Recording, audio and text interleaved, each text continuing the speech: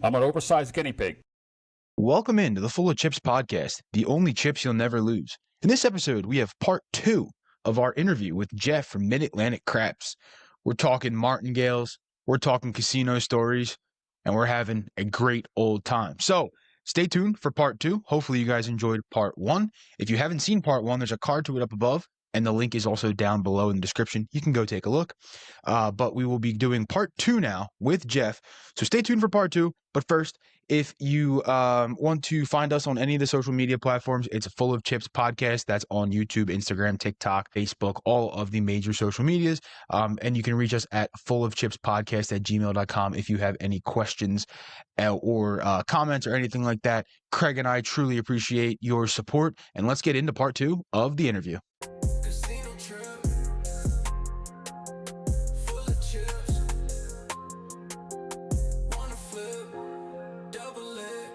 Welcome to the Full of Chips podcast, the only chips you'll never lose, where the stakes are high, the takes are bold, and the conversations are always full of chips. With your hosts, Chris the Dice Degen and Craig from Old Bay Craps, you're tuned in to Full of Chips, the podcast where we dive into our experiences gambling and stories straight from the casino floor. Whether you're a seasoned pro at the craps table or just curious what the buzz is about, you're in the right place. Each week, we break down the games, talk to the experts, and bring you tips that could tilt the odds in your favor. So grab your lucky charm, stack your chips, and let's roll into today's episode.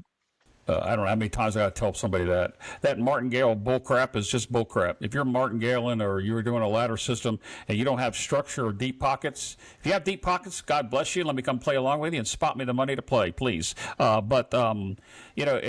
you watch somebody on YouTube that is martingale or ladder, and Lord knows, I'm not going to mention the name, but one of our good friends, Ladders, I talk to him quite often, but he's just not showing you a ladder strategy. I hate that word.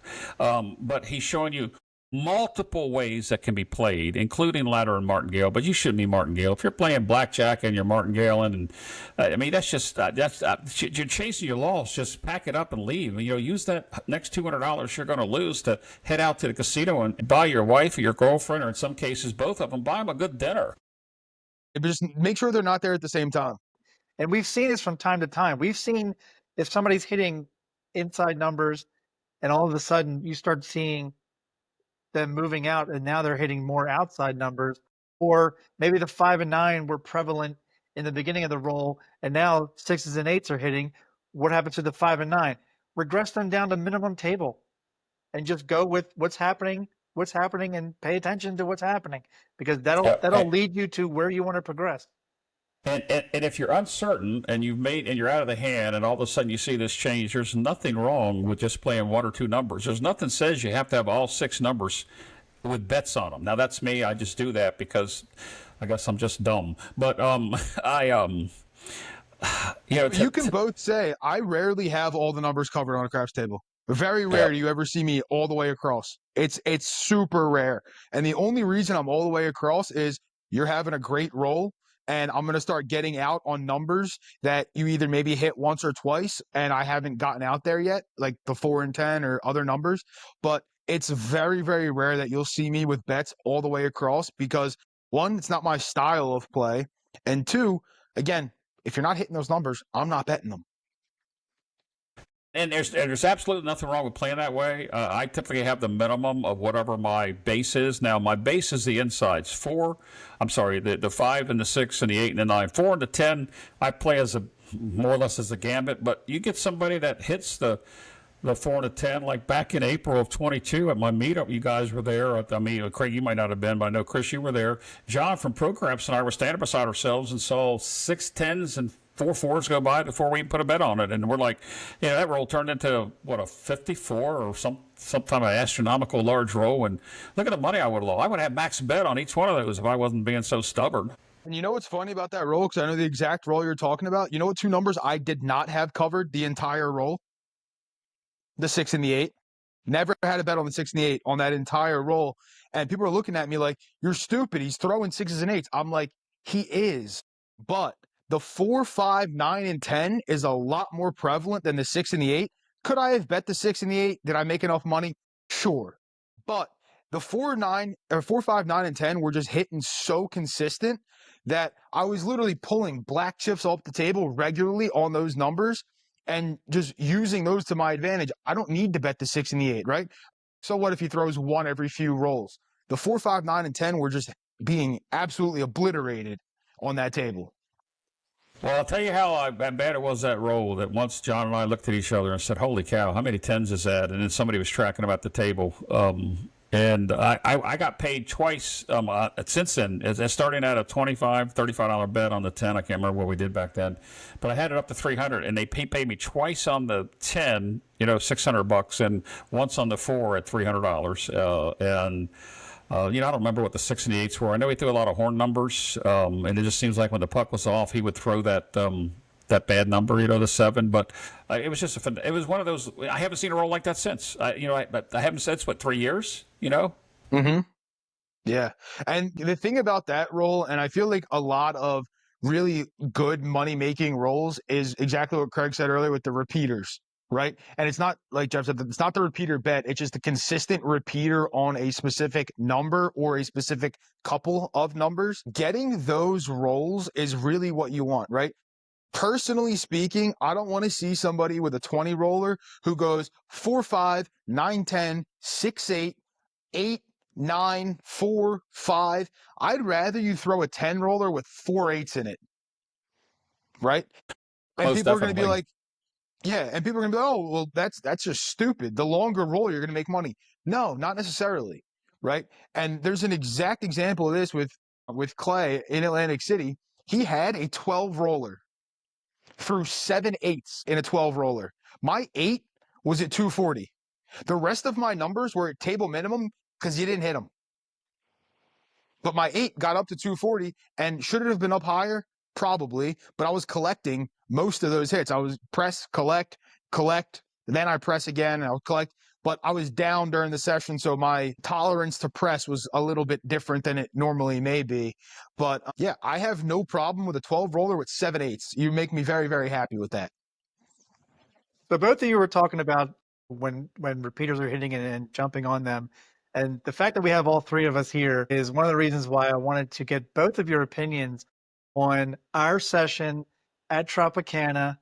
Y'all know what I'm talking about, where it wasn't Dummy. me. I'm too new at this. You guys recognize that the only other person at the table may have been a Golden Touch player. I want to get both of your perspectives. Jeff, we'll start with you. What were your thoughts when you started seeing what was happening at the table? Oh, I can't remember if I only had a field bet or I only put a field bet out on that time, and I was only You were collecting. hammering I the wasn't field pretty hard.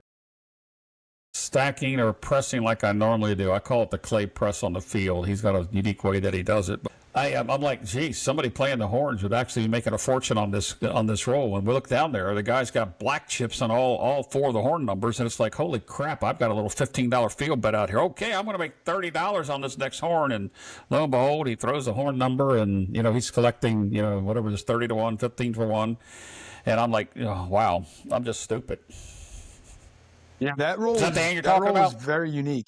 Yep, exactly that one. And what happened with that roll, why you were betting the field, is because when our session was going quite poorly, and it was going poorly all day, right? None of us were really doing anything great that day. We were barely surviving, maintaining even throughout the whole day, right? And it was funny because we were all betting similar but different, and whatever number the three of us had, it was like the dice had, a magnetic field around it, wasn't rolling to that number. Right? I remember there was, the three of us, all right, give me inside, and 4s and 10s are rolling. And it's like, all right, well, I got to stop this. All right, I'm going just the 6 and the 8. And then, you guys are still inside, the 5s and 9s are rolling. I'm like, all right, well, just screw me, right? Like, I'm just getting beat left and right here. But then this guy grabs the dice, and he's having a really good roll, and he starts throwing the horn.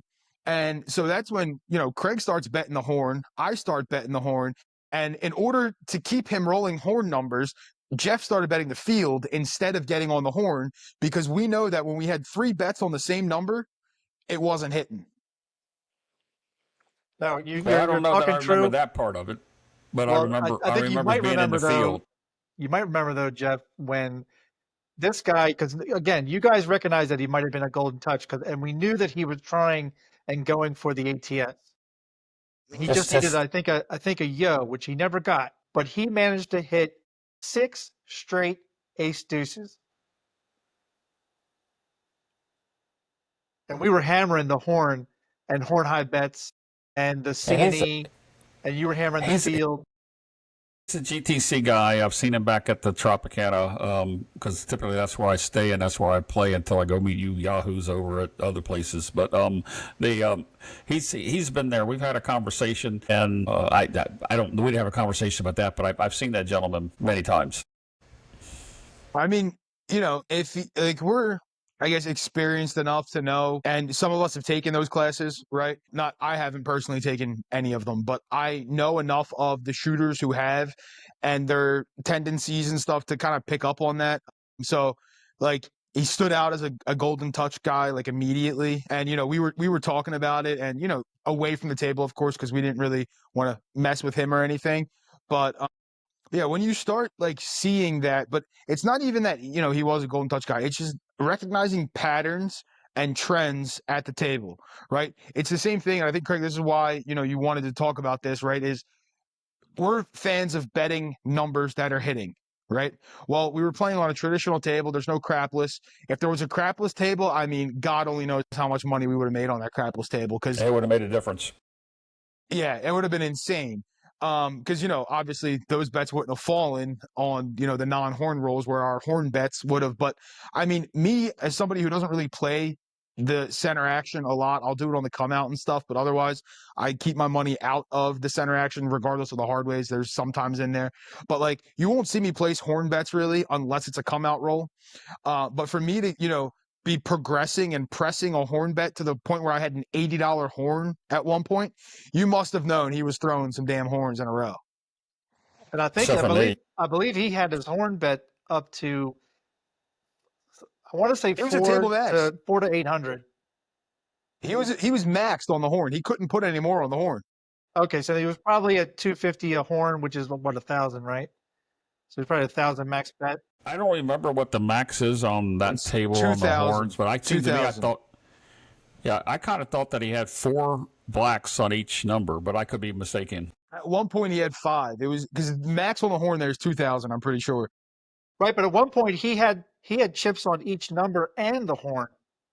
Yeah, which I don't know if you're really allowed to do that. I like in my tournaments, I let that happen because it's just fun and whatever. But like, I'm curious now looking back at that if like the box should have said something to him. I know technically speaking, they're two different bets, but usually when you're maxed out, it's kind of hard to figure out a new way to put bets on the table, right? Like, obviously, yes, you can buy numbers and you can place numbers and you can put the numbers at some casinos. They'll let you bet them and other things. You come bet with max odds. But like the horns, usually they treat it as, a bet. If you're going to bet like the single ones, usually they lump them together. So that was interesting. But yeah, when he was throwing those 6 ace deuces in a row, his horn was at $2,000. Yeah, it was a lot of money. Yeah, mean, that guy made a fortune. He did. And we're just standing over like, a bunch of dummies, a bunch of yahoos. Literally, though, because we didn't get on the horns for a while. Like, we were just standing He there. didn't. Yeah. I mean, I didn't either. I was standing there with, like, I don't know. I don't know what I was doing. I had, box numbers that weren't getting hit at all. And I'm like, what am I doing here? To the point where I just pulled my box numbers down and just started betting the field because I was like, or not the field, the horn. And I had no box numbers left. I was just betting the horn. That's all I had. Yeah, eventually I was just on, I kept doing an ace deuce and a yo horn high bets at the same time and just pressing those. I just kept doing like, what a dummy. Yeah, I mean, but see, that's one of those things though that like in hindsight you look back, it's like, oh, I could have, taken advantage of that. But it could have just as easily went the other way, right? And like those horns wouldn't have rolled. And again, we talk a lot about, the experience and using that to kind of structure how you're going to play in the future or just, situations that you're in. But like, I think all three of us learned a valuable lesson there where it's like when the horns are rolling, at least try to hop on them a little bit. Same thing with your box numbers, right? If someone's throwing 4s and 10s, and you don't have a 4 and 10, at least go out there for table minimum on the 4 and 10. Get paid. Yeah, I probably do something stupid. That's another one of those dumb, I don't know, call them bets, because any of the center prop stuff is typically a bad bet in anybody's book. But I have a tendency on a long roll to start running a $5 horn high rotation, throughout the 4 numbers, and if it hits, it's just press it. Just because you know how many times that you see a duplicate hit, but there's occasionally a 3-time that's hit, and when you hit it 3 times, yeah, that's sweet money. You can always pull it down, or I will never say press a 3-time bet that way, but that's a quick 425 easy, by the way I play. Yeah, no, exactly. And I think that's, the same premonition we have like on even the come out action, right? A lot of people are like, why are you doing the horn bets and other stuff on the come out? And it's like, well, I can have my hand paid for on a come out game just by hitting a couple horns. And, a lot of us, again, who are practicing and other stuff, that's what we're looking for, right? We don't necessarily want a box number as our first roll. Is it okay? Yeah, sure. It's not a problem. But like, there's nothing sweeter than a couple horns and like I'm pulling black chips back to the rack and then I'm out of the hand, right? Again, you hear Jeff say it, and he's going to keep probably saying it throughout the rest of the chat, is get out of the hand. And whatever way you're going to get out of the hand, get out of the hand. And if it's through the horns on a come out, hey, I'm happy. Yep. I do view the come out game as a separate game than the boxes. Once the point's established, it's a whole new kind of little mini game. But the come out roll can last for a long time. I don't know, maybe if you've experienced this, Jeff, if you play in the horn occasionally, but going back and forth, like I've been like a tennis ball back and forth between hopping reds and the world bet or horn high bets, and whichever one hits, press the other one. And then I've been on come out rolls where they go back and forth like that, and it feels like you're never going to get a point established. Well, I don't hop that often, but a lot of people don't realize that, throwing a 7 on the come out is also a winner. Right. So let's just say you threw, 2 7s and 3 craps numbers in there. Even a yo, it doesn't pay as much because you only get paid on the line bet unless you got some crazy ass world bet out there or something, like some people do. But I don't mind that. Typically, my line bets covering my other prop action, and I always do. I heard Ed say it the other day. Ensure that line bet with a craps number. But there's several times that I do a $5 any crap that goes to 3-way that gets paid on the 3rd time. You got a $10 bet out there, and 30 times 10 on a high low is $300. Like you said, Chris, your hand's paid for. You're go 160, but rack 150-ish or so, and go 160. Let it go. Don't turn back. No, exactly. And that kind of goes back to what you were saying too, with that regression, right? If you're starting at 330, you're going to drop down to 110. That's your your initial thought or your plan that you're going to do. Well, you don't really have to do that anymore, right? You've already made the money on the come out. You can kind of eliminate that regression if you want to and just go at that base level or even a little bit higher since you already made the money back. Yeah, let me clarify one thing. I know Craig wanted to make a mention here or something. When we talked about the 6 rolls, we get out of hand 6 rolls.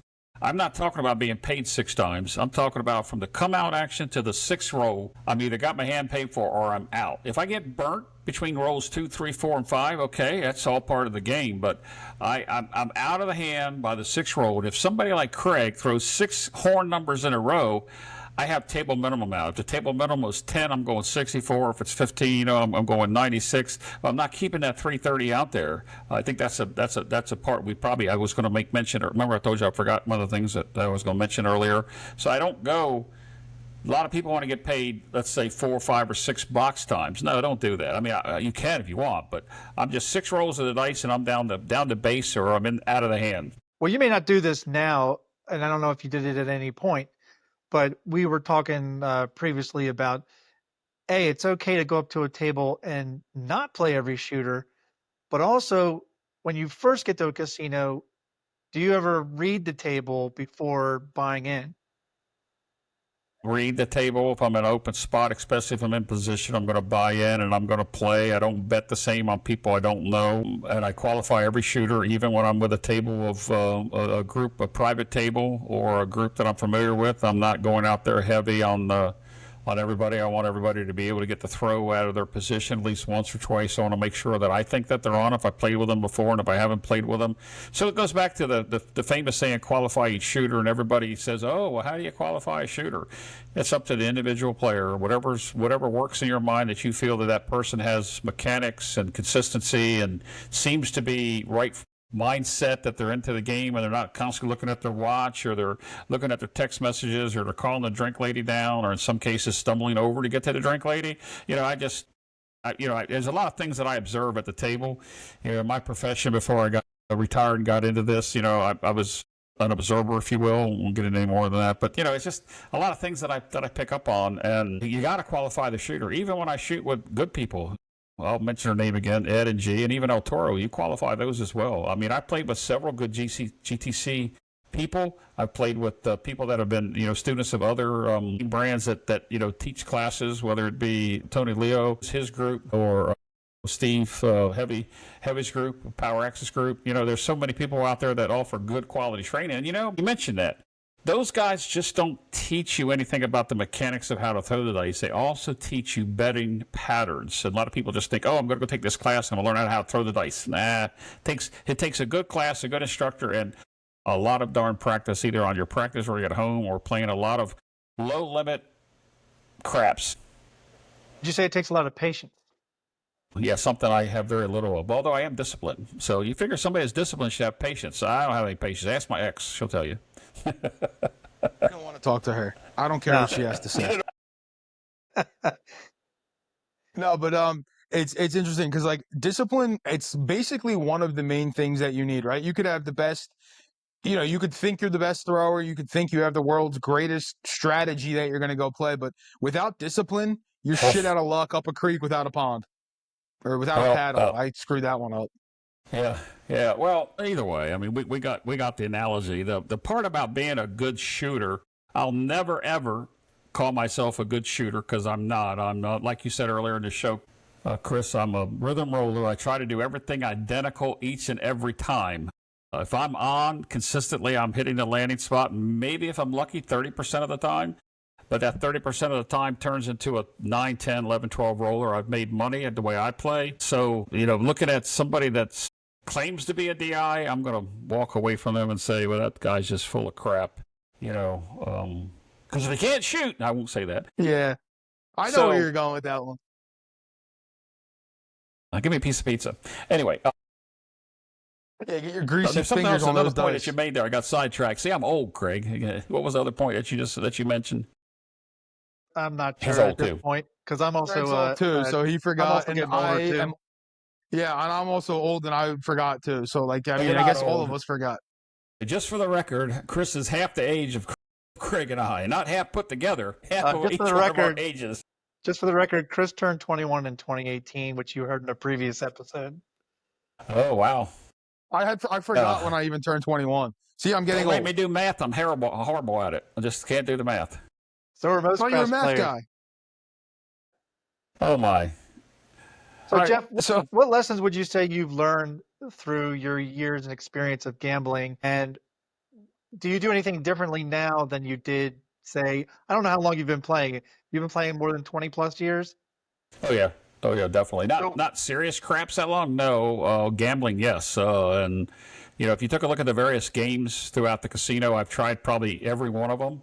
Had semi-luck at some of them, and you notice I use the word luck. But lessons learned would be take what you're willing to lose, and then when you get to that point, my golden rule is I never go play with an ATM machine. And I never, ever go to the ATM. Never. Even if I'm out of the area and I'm dead broke, I'm not going to an ATM machine. I'm taking what I'm comfortable in losing. And when it's gone, well, I guess I can sit at the bar and look at the pretty ladies.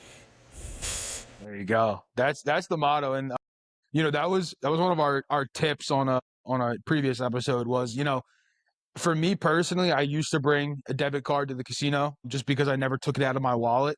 But I learned very, very quickly, and I'm, happy to say I've only done it a handful of times when I was very, very early starting in my gambling, I don't want to say career, but my gambling adventures. But now and for the past few years, like you will never see a debit card in my wallet when I go to a casino for that exact reason.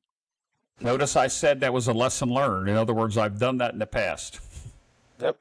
And I think here's the thing, right? And we've all learned lessons throughout gambling, but like you kind of have to experience them, unfortunately, first before you can really learn from it, right? Like me telling you not to bring a debit card, you're going to be like, this guy doesn't know what the frick he's talking about, right? But like when you do it and you're like, well, I really shouldn't have done that. And then it's like, okay, those are really the nuggets that you want to, learn. Hopefully people actually do listen to that because, we've all experienced it, right? I know Craig's done it. You just said you did it, Jeff, and I am admitting that I've done it, but it's something we've learned from and, we never do again because we learned from it once or twice, or I don't know how stubborn some people are, but I can be stubborn, but not that stubborn. Unless you ask my fiance, then I don't know. She can tell you how stubborn I am. The question from Craig was lesson learned, and so at least I had done it before. I made it a habit not to do it. I did it an awful lot in my poker days, and that was back in those days I couldn't even afford to buy in for what I was buying in for, let alone go to the ATM and hit my debit card for the last couple $100 that was ever in that. I mean, that's 30 years ago. So they didn't have ATMs back then, but they had credit cards, and the same philosophy played, except that they just charge this astronomical fee at to cash get advance. cash advance on a debit card. I mean, on a credit card. Yeah. Well, they get you with those ATM fees now at the casinos. I mean, those ATM fees are highway robbery. Like, What are they, $12 or something like that in Vegas? Yeah, in general, ATM fees are robbery as they are, but like the casino ones are just ridiculous. Yep. Now, the only thing I do different is when I cruise, obviously, everything's charged to the room card. I don't take any money with me to gamble with. I just use it on the room card. That's a little different because at the level I play, I don't pay that 3% for every time I get money out of my room card. I'm above that level. They don't charge me the 3%. So, we've talked a little bit about evolution, lessons learned, discipline.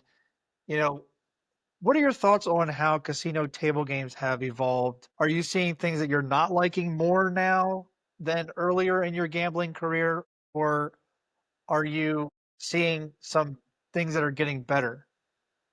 Well, one reason why I probably don't play other table games is because they're starting to use those automatic shufflers. I love them at the poker table, hated them at any other table there is. I'm not saying that they're rigged or that they count cards, but when a shuffler can put the cards back in order, not only in suited order, but put it back in the way that they come out of the box and include the jokers with them. That's the time. I'm only kidding about the jokers, but guys know what I'm talking about. They count the cards. They know what card's missing. At the poker table, I've seen it many times that the dealer get frustrated because there's a card that's missing, and when they spread the cards, it's really there. But how do they know that card was actually missing if they can't identify the 8 of hearts versus the 8 of spades? So I stay away from those games. I like going to Vegas because up till recent times, you could always find a single deck blackjack or a two deck blackjack's my favorite. Even the 6 and 8 shoes where you got to cut them and slice them down and put them in there. I mean, the automatic shufflers. I see why casinos are doing it, but I stay away from them. I don't have. That's why I don't. The only table games I play is craps and occasional blackjack. I do like a Mississippi Stud and couple other games like that only because they're poker themed behind it. The World Series of Poker, the table game. I waste time, if I'm on a cruise ship, I'll waste time there. And I've been known to play that while I'm waiting for Big Dummy Clay to get done playing craps while I'm waiting because I've lost my butt and I bought him for $100 playing $5 bet at the Mississippi Stud table. Well, if you ever play blackjack with me, you will never sit down on a continuous shuffler because I refuse to play them. I will literally never sit down on there. So next time we play blackjack, again, it will never be on one of those tables. Last time it wasn't on one of those because I will not sit down. I'd rather not play. I'd rather go pull a slot machine, honestly. Was that Green Valley Ranch? Was that where we played?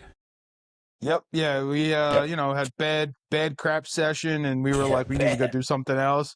So Jeff and I went to the blackjack table, and we did well. Didn't do fantastic. Well, we did decent. Yeah. Well, I guess. All right. I remember us both doing whatever. I did well, so right. But of course, we left the craps table at the wrong time because as soon as we left, we started hearing about how great the table was. Yep. Inevitable. I miss every good roll there ever was. I mean, I very seldom have been at a table for a roll. Let's play together. Tell me to go leave, go get lunch or dinner, and I'll give you my money. Play with it too, and somebody's going to have a roll. That's just kidding. That doesn't happen, but you know what I'm saying. Yeah, no, I mean, we say it all the time though, right? Timing is everything. Yep. And unfortunately, especially on like trips and stuff, the timing is hard. And to be at the table all the time, yes, you won't miss a roll, but is that really the best thing? Sometimes missing some of those rolls is not the worst thing in the world. Goes back to what Craig said a little while ago. Do you have to play on every shooter? No, you don't have to play on every shooter. And if the shooter turns out to roll more than 6 or 8 or whatever, there's nothing wrong with jumping in with a 6 or an 8 or whatever number seems to be hitting. You don't have to play on every shooter. Also, I'd probably add to that is if a guy shot well the previous time, does not mean he's going to shoot the same the next time. Tell me about that.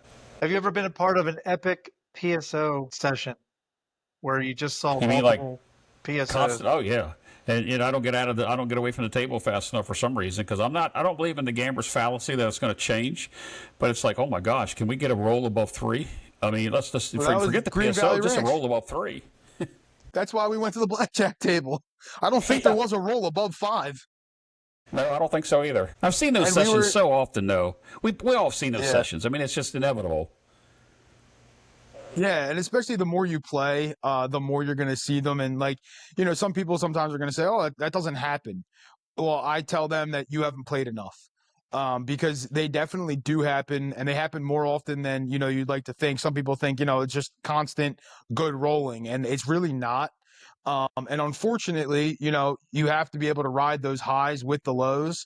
And, for every good roll that you're going to see, there's going to be some of those sessions that are just PSO city, and you have to be able to get off the table when you can. Right. And like, again, going back to the discipline, like once you see quite a few of them, it's time to get out of Dodge and get out of that table. But if you didn't bet on every hand, you would miss a couple of those hands, those PSOs or short rolls. Is it time for some top 5s? It could be some time for some top 5s. I think Let's just talk top about losing top hands. 5s. Let's talk about winning hands. What's this top 5 I hear about? Because we just really dampened the mood there with some PSO talk. But I think we got to talk about, we go to the casino, right? We have a good session. You win some money, right? Maybe you win a lot of money. And we're going to bring Jeff in on our top 5 today. So today we're talking top 5 meals after a winning session. And we're going to go in order 5 through 1. And we're going to start off with our guest. Jeff, what is your number 5 for meal after a winning session? A nice filet. Starting over the filet, Center number cut? 5, are we? It doesn't really matter if you're at a good restaurant, typically upscale restaurant or one of the casinos, you're going to get a center cut. Maybe an inch and a half thick and not butterflied, medium well. Medium, I should say, not medium well on my filet. Are you particular to your size Jeff, with your filet? medium well? No, I took that back on the medium well. I said medium. I'm glad you did, because I was going to say we're going to have another discussion here about how to properly order steak. Yeah, don't talk about this grilled Philly cheesesteak out on the grill that I've heard so much about in Philadelphia at Chris's house that I've never had an invite to. So, Chris, you want your steak to be mooing a little bit, right? No, I don't want it mooing. I am not a mooing person. I can tell you that. Like my steak order is dependent on the steak house that I go to. I typically order it medium. However, there's times where I know some places tend to have a looser definition of medium, and some places have a firmer definition of medium where it's more medium well, so I will order it rare there. But it's very dependent on the steakhouse itself. But it's either rare or medium, and it will not go higher than medium. If it comes back medium well, I will send that shit back. Greg, what's number 5? What did you ask about sides?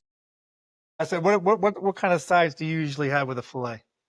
It depends on the restaurant and whether it's an a la carte restaurant. If it's an a la carte restaurant, they typically have some really good potatoes. That's not a baked potato or mashed potato. They have some type of au gratin potato. But I like a good vegetable. I like grilled asparagus, probably the best.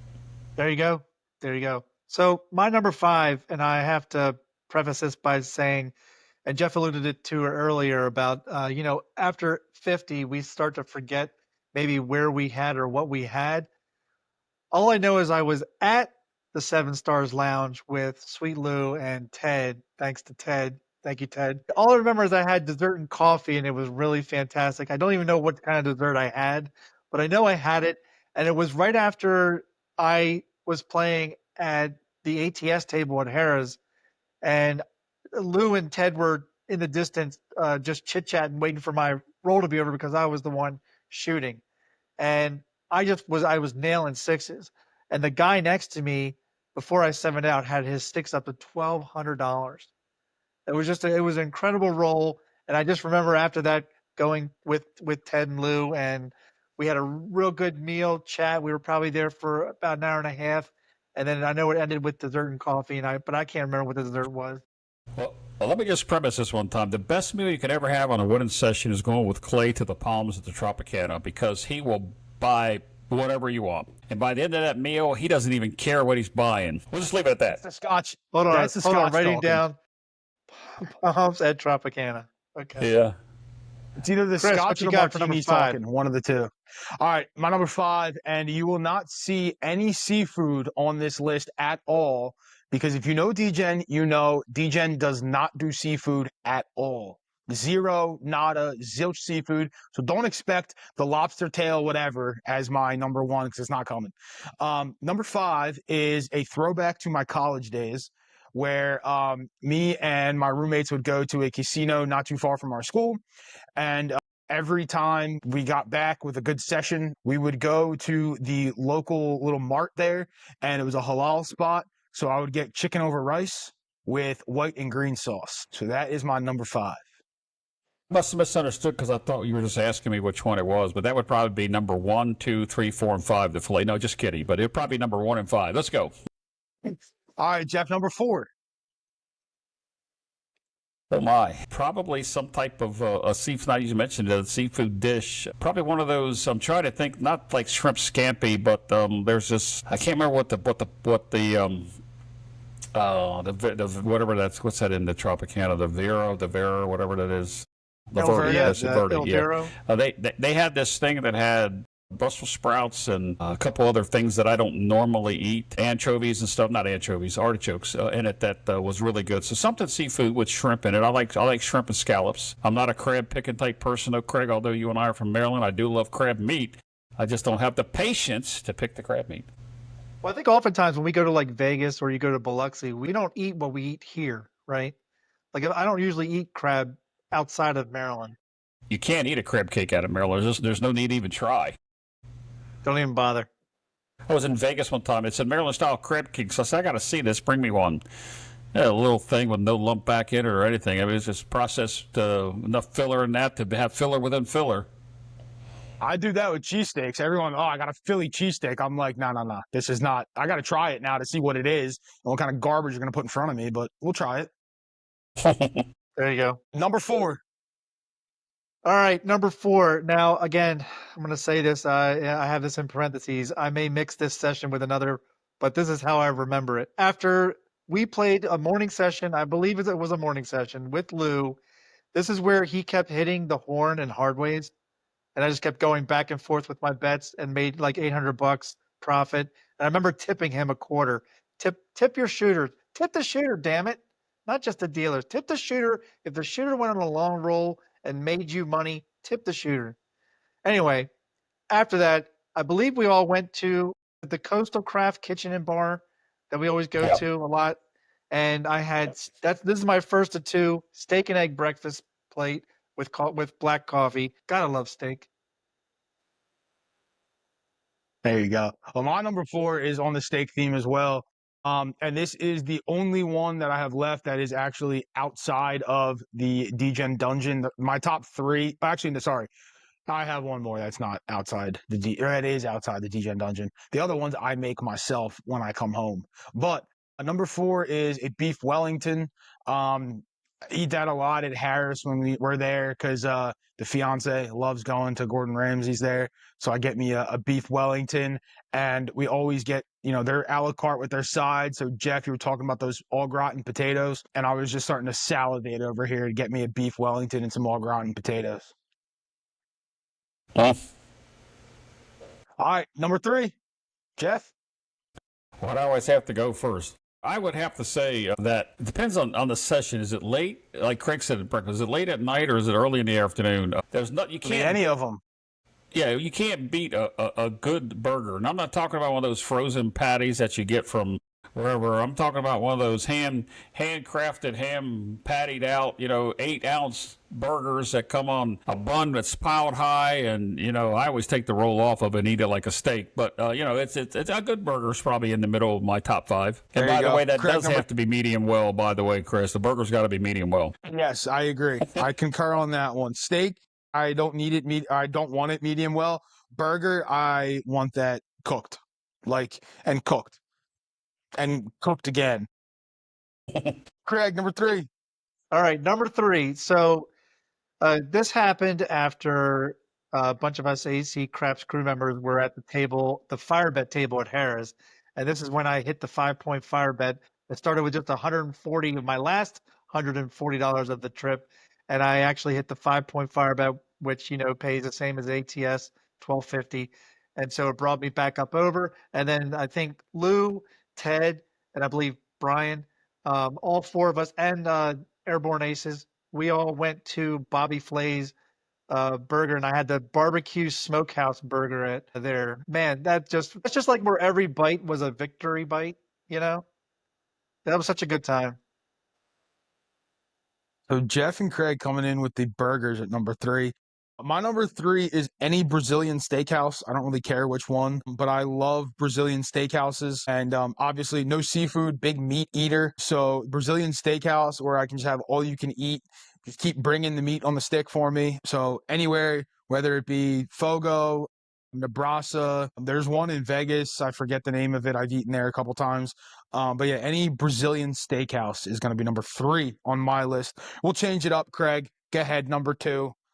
Geez, back to me already. Well, you're going to get another steak one here. This one was just the most recent trip that we've already talked about a little bit in previous episodes of my Atlantic City trip to Tropicana over the 4th of July weekend, where I had 7 of 8 winning sessions of Blackjack, trying it out for the first time. So that Monday morning, I had that steak and egg breakfast plate with Johnny's famous BLT Bloody Mary with vodka at the Hash House a Go-Go at Tropicana. Bloody Mary. Jeff, are you a Bloody Mary fan? No, I am not. Yeah, me either. I can't get I love a behind Bloody tomato Mary. juice in my alcohol. I'd rather, I don't know. I can't do it. I don't know. In I can't do Maryland, it. But Chris, anyway. in Maryland, Chris, you can get the Bloody Mary rimmed with Old Bay. Okay.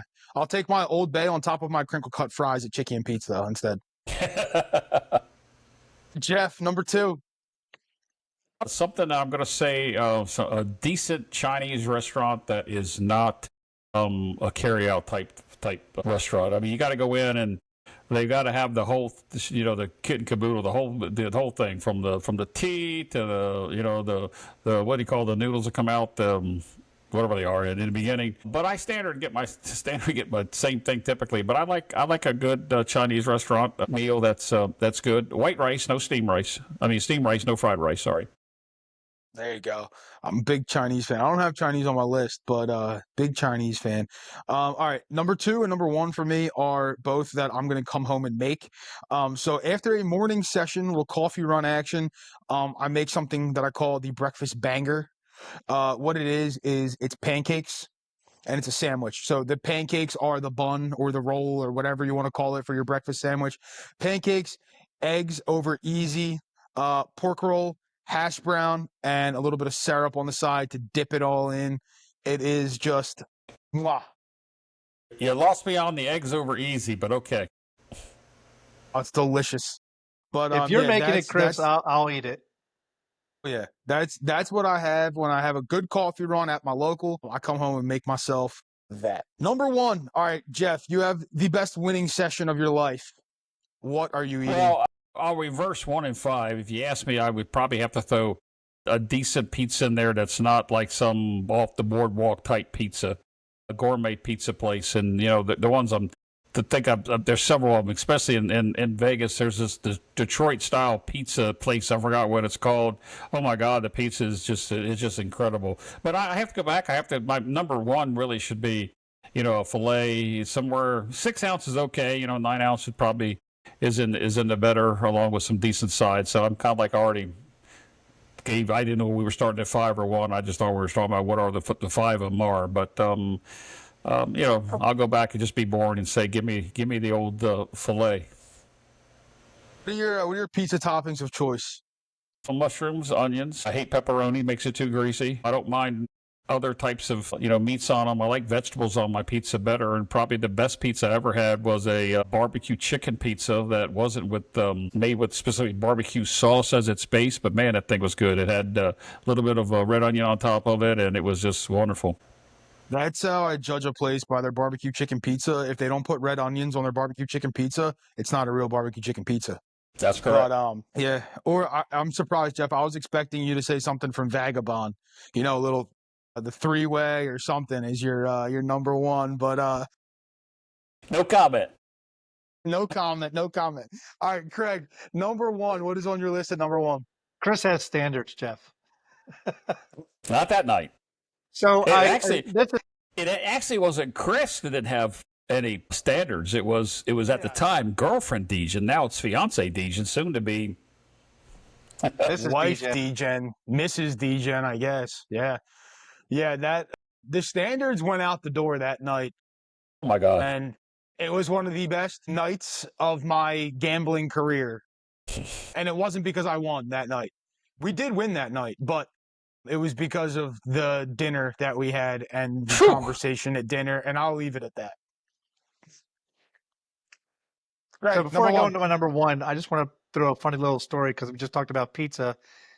Jeff and I actually had pizza at Tropicana before we played, and that was the first time I went as a trip to the AC crew, and I met Jeff at Tropicana. Yeah. He was the first person I met, and this is back when I used to not play the ATS on myself like an idiot, which I do. I play it now every time, but this is where we jumped on a table and playing he played the ATS.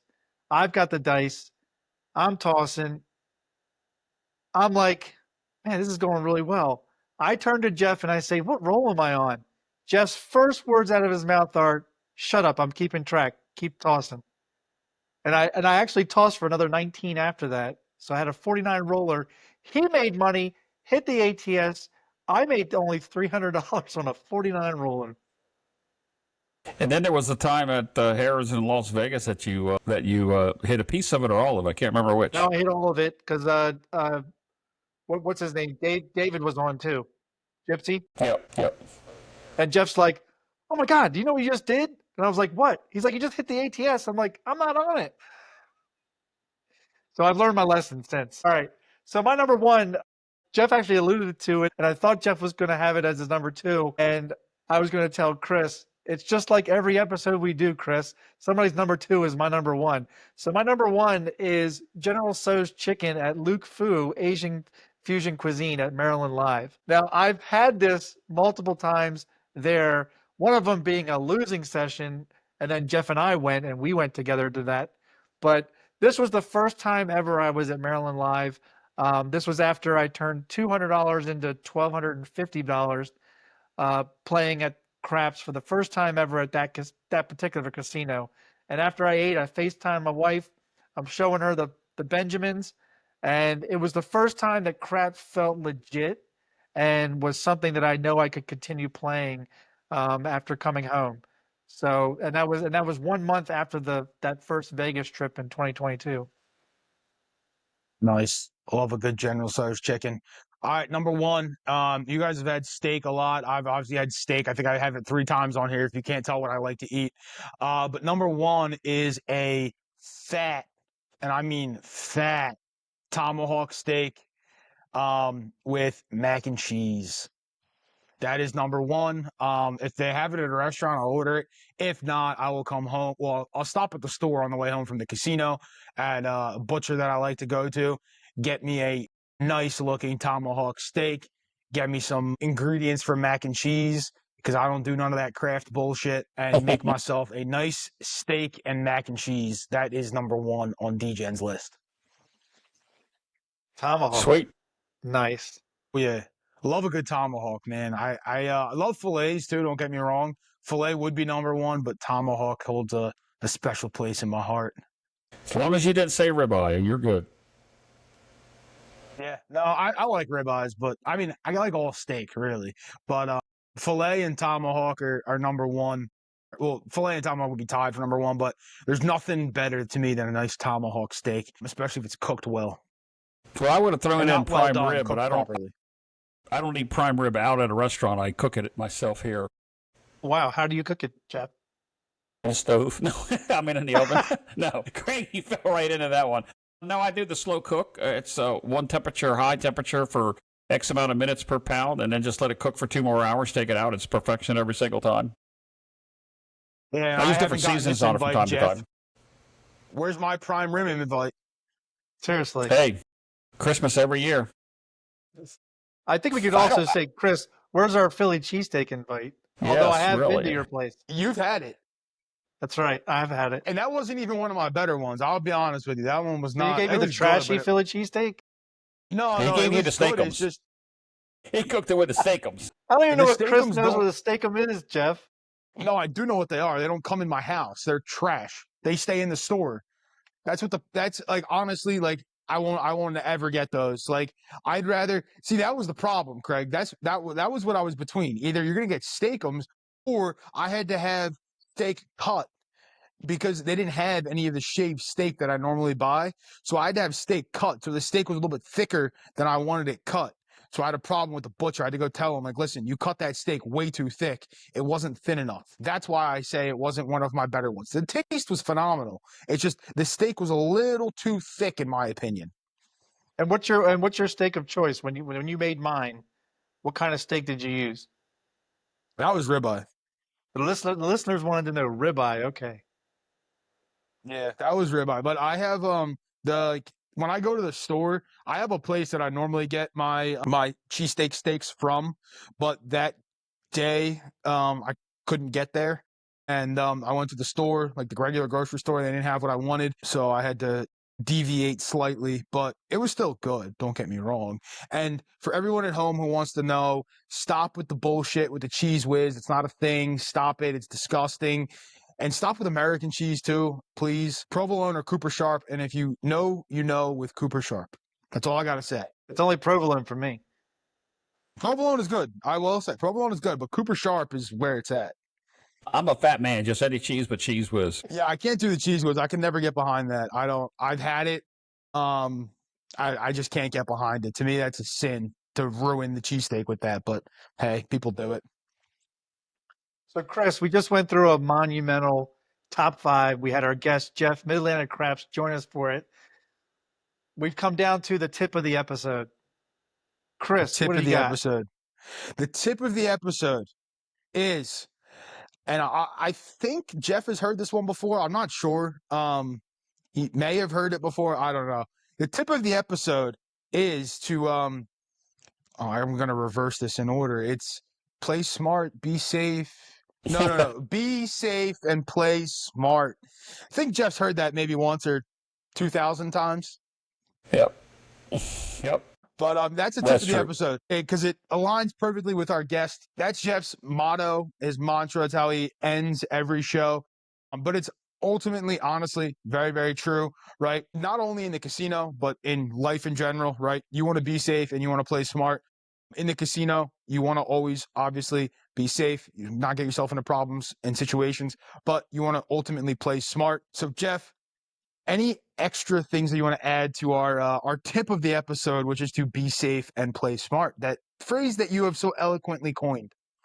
Well, probably most people don't know why I use that. I used it from day one on my YouTube channel, and it just kind of like blundered out at the end of the video I was recording. Because as you know, I don't edit my videos at all. If I do, it's typically an educational video that I've trying to show something. But anything that I show on the channel is typically always live. But it just kind of came out. And if you know about where I come from, where it's be safe, think about my background, and play smart is because I see so many stupid people play stupid ways. And anyway, they're not being safe and they're not playing smart.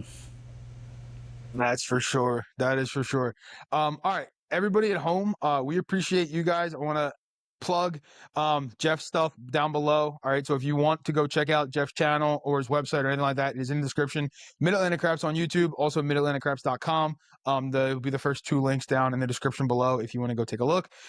For us, if you have any questions, comments, concerns, you want to tell us our top 5 food list is stupid, that's fine. You can do it. I'll debate you all day long on that and twice on Sunday. But you guys know where to find us at this point. I think Full of Chips at I can't even say it myself. FullofChipsPodcast@gmail.com. All the socials, they're all linked down below. You can always obviously drop a comment. But Jeff, we want to sincerely thank you for coming on to the podcast and being our first guest for sure. Yes. We had to start out with a really good first guest, and Craig and I couldn't think of anyone better than you to have on as our first guest. Yes, so we really want to thank you for coming on. Thank you, Jeff. You're welcome. I'm an oversized guinea pig. It's going to be the title of the episode now. Thank you for that, Jeff. My title was going to be Safe and Play Smart. Now we're going to have interview with the oversized guinea pig. Well, Chris, now I think you have your clip for the beginning. 100%. That's the clip. We already know it. But no, we sincerely do want to thank you and thank you those at home for listening. Again, couldn't think of anyone better. Both of us are super lucky to be able to call you friend and not just somebody we know online. We've spent a lot of time at meetups and other things and hanging out and, just chit-chatting and getting Absolutely. to know each other on a, deeper, I guess, more personal level. And, we're very lucky to be able to chit-chat with you on a regular basis and call you a friend and everything. So, again, thank you for coming on. Any final thoughts, final words, Jeff? No, I don't have any final words. It's been fun. It's been like a 3-way call. I don't know why we just didn't turn the cameras off and just record the whole call. It probably would have been as entertaining. But no, it's been fun. It's been, I've enjoyed myself. Of course, I know both of you, so you made me feel comfortable. I've been on a couple other interview shows that I didn't know the person, but they made me feel comfortable. But this was a treat. And I wish your Full of Chips podcast a long run, a great success. And I want one of those collector chips when you get them. We will. You heard it here first. Collector chip underway. Yes, and Craig, you were talking about the other day. You were talking about it. So yes, they will be in creation. I guess I need to go get our graphic person working on that, don't I, Craig? Yeah, I guess I should make a note to myself. Maybe a gambler toolkit card. I don't know. We'll see. Stay tuned. Maybe we'll see. Stay tuned. Yeah. Yes, for sure. Craig, any final thoughts, final words? I can't thank Jeff enough. I've known him for only about 3 years. You've known him longer. Other people in the craps community have known him for decades. You are a true friend, Jeff. You are genuine. You are honest. You are a no fluff person, and that's refreshing. Coming to meet you live for the first time was an absolute joy, and I couldn't ask for a better part of the craps crew than yourself. You're just a genuine gem of a person, and thank you for coming on to Full of Chips podcast to talk to us.